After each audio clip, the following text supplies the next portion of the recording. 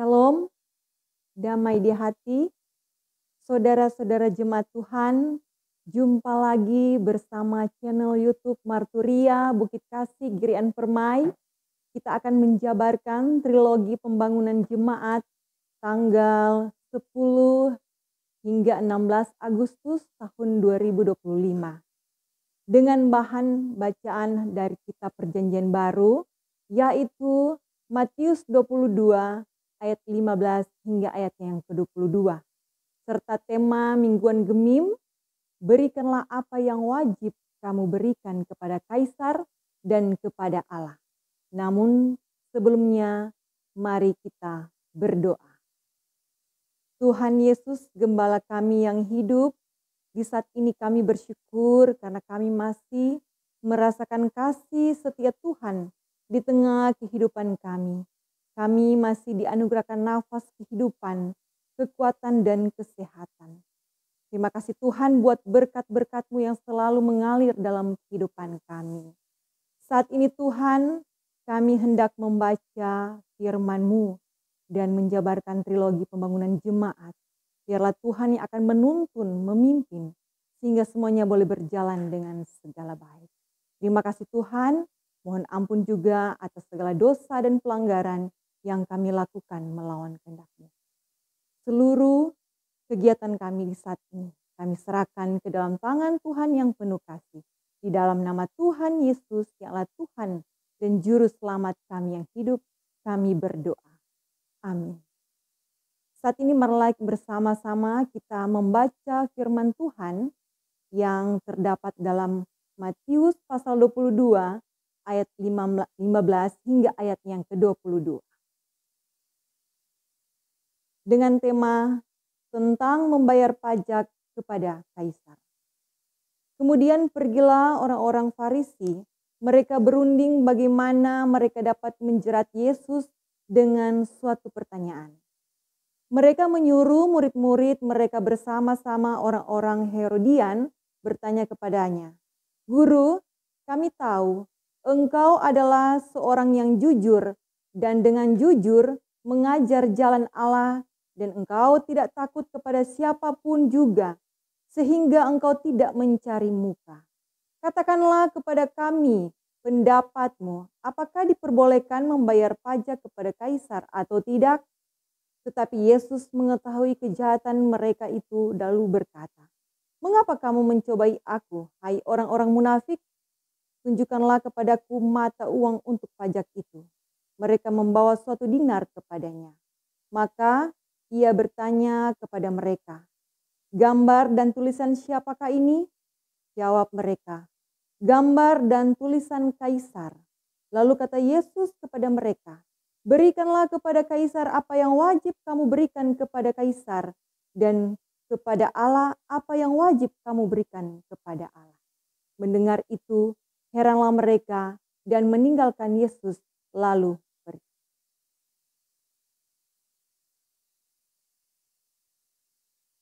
Saudara-saudaraku yang dikasihi oleh Tuhan, saat ini kita akan menjabarkan trilogi pembangunan jemaat di tanggal 10 hingga tanggal 16 Agustus tahun 2025.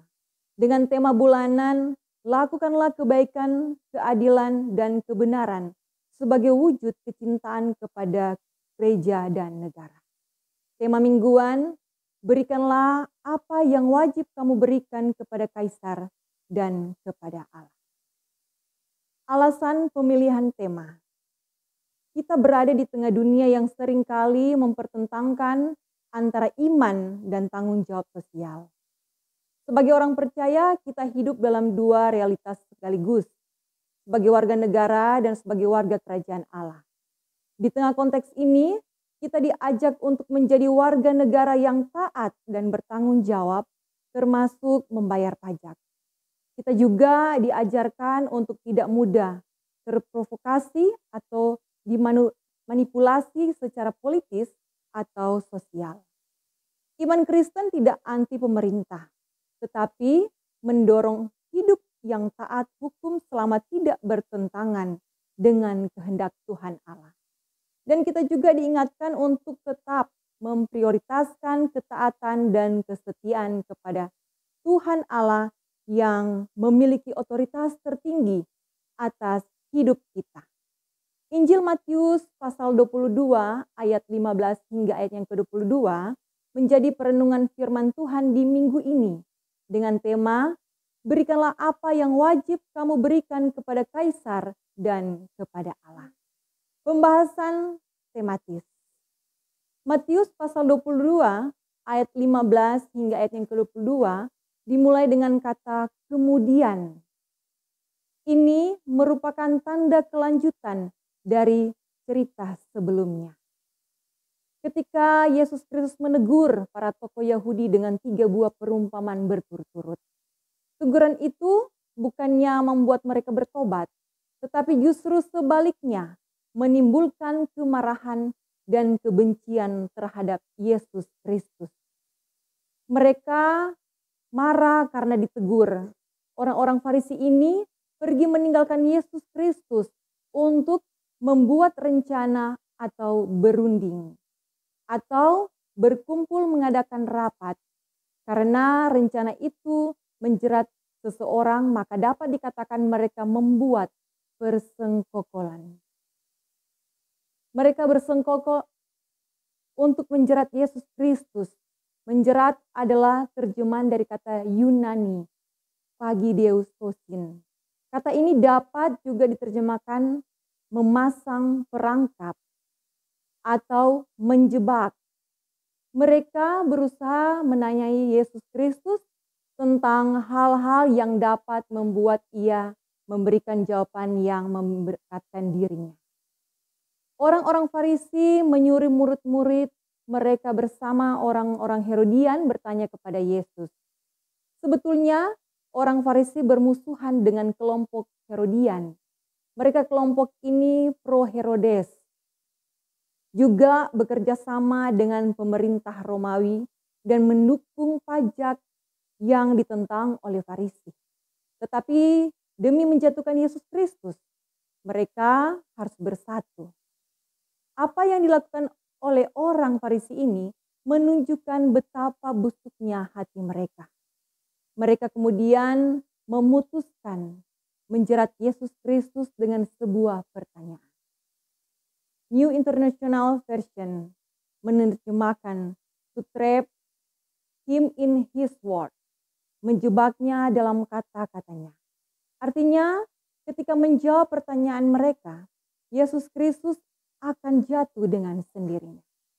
Para tokoh Farisi mengutus murid-murid untuk bertanya pada Yesus dengan mengajak orang-orang Herodian, karena para tokoh atau pemimpin Farisi menganggap diri paling tahu hukum Yahudi dan mereka merasa terhina jika harus mengajukan pertanyaan kepada Yesus Kristus. Aksi mereka dimulai dengan pujian kepada Yesus Kristus. Ia disebut sebagai guru yang jujur, juga berarti benar, memiliki integritas. Nif menerjemahkan a man of integrity. Yesus Kristus dikatakan guru yang baik dan memiliki integritas. Ia tidak membelokkan diri dari firman Tuhan, baik demi keuntungan pribadi maupun karena sungkan, takut, atau malu. Yesus Kristus juga dikatakan tidak takut kepada manusia, tidak berusaha menyenangkan manusia dan tidak membeda-bedakan. Pengakuan dan pujian mereka tentangnya adalah tepat dan benar, tetapi hanya sebagai guru yang baik dan mengabaikan bahwa ia sebenarnya adalah guru dan Tuhan.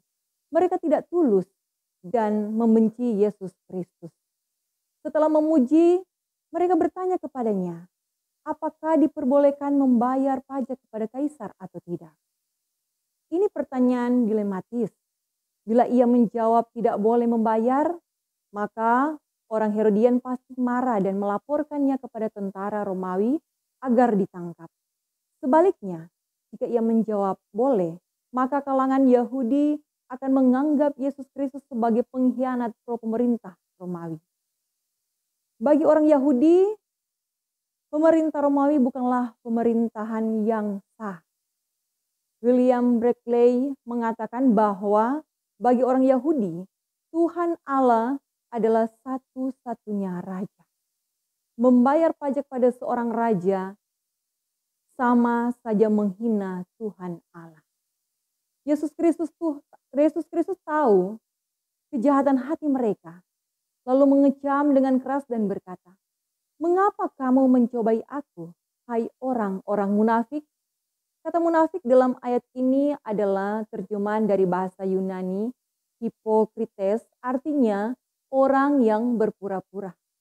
Kata ini mengandung arti tidak jujur atau palsu. Munafik dalam konteks ini merujuk pada sifat orang yang bertindak tidak jujur atau tulus dalam niat mereka. Orang yang berpura-pura baik padahal sesungguhnya sangat jahat. Mereka datang kepada Yesus Kristus dengan sifat pura-pura baik, pura-pura hormat, tetapi sebenarnya tujuan mereka adalah menjebak dan mencelakakannya. Yesus Kristus meminta mata uang yang mereka gunakan untuk membayar pajak. Mereka memberikan kepadanya 1 dinar. Gambar dan tulisan siapakah ini? Tanya Yesus Kristus. Gambar dan tulisan kaisar, jawab mereka. Mengenai uang ini, teks mengidentifikasi koin tersebut adalah denarion, yaitu koin Romawi dengan gambar kepala Kaisar Tiberius. Koin ini disebut uang pajak. Di satu sisi ada tulisan Tiberius Kaisar Agustus, putra ilahi Agustus. Dan sisi sebelahnya bergambar Dewi Livia atau Dewi Perdamaian, memegang tongkat kerajaan dan daun palma lambang perdamaian dengan tulisan Imam Agung. Imam Agung merupakan gelar kaisar yang diakui sebagai dewa. Di luar dugaan, Yesus Kristus menjawab, "Berikanlah kepada kaisar apa yang wajib kamu berikan kepada kaisar, dan kepada Allah apa yang wajib kamu berikan kepada Allah." Berikanlah memiliki makna mengembalikan apa yang seharusnya ke pemiliknya. Pajak kepada pemerintah, sedangkan hidup serta kepemilikan kita kepada Tuhan Allah. Sebab kita adalah miliknya, yang diciptakan sesuai dengan gambarnya. Yesus Kristus tidak hanya mengizinkan mereka membayar pajak, tetapi mengharuskannya. Yesus Kristus menunjukkan ada tanggung jawab setiap orang terhadap Tuhan Allah dan negara.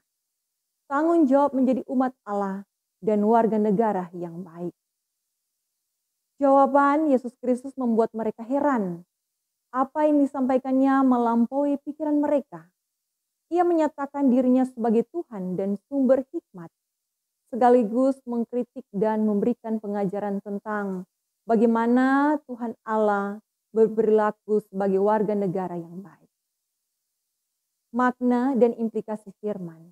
Yang pertama, membayar pajak adalah tindakan iman yang wajib dilakukan orang percaya dalam kehidupan berbangsa dan bernegara. Ini adalah perintah Yesus Kristus.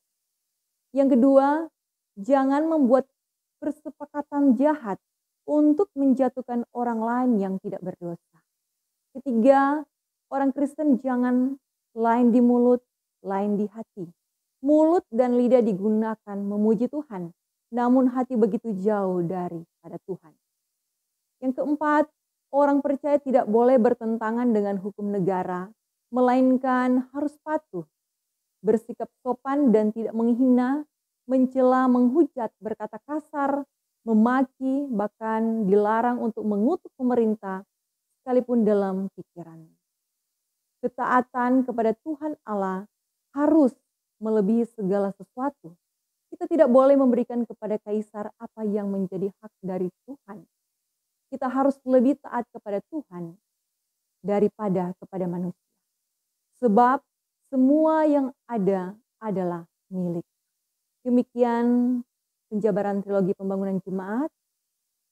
Saat ini kita akan berdoa.